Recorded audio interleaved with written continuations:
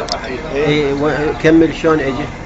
انا امشي بالمشرح ما اشوف الا العالم الصفق. هلا بي هلا وبجيتك هلا. يابا على اليمن ماكو احد وراي، لان اشوف بس اني يابا خير ماكو شيء.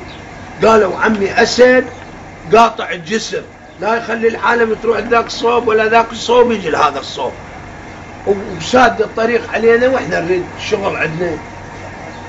قلت هسه اني جابني شورطني على هالمصيبه هاي منين اجتني، واجي على الاسد واعدل بصواب الله لا يكذبني واخنطه بمستقيمه هنا على وجهه. على عينه. على عينه بوجهه هنا.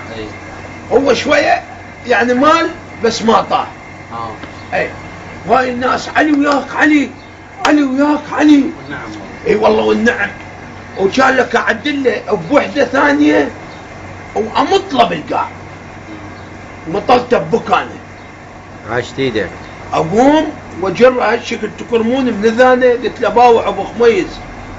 اعطيته 2 دفن بعد. اعطيته 2 دفن. قلت له باوع هذا الزور وهاي ايران هنا يمك، اذا اشوفك هنا بهذا الزور كله واي تلتقي هنا انت بهذا الزور ما تلوم الا نفسك، حياتك انهيت. كان لك خطيه الرجال كانه ما افتهم، دار وجهه وراح. ورا الله لا يكذبني 6 اشهر مدري سنه سالت عليه قلت لهم ام بين هنا سمع ابو خميس.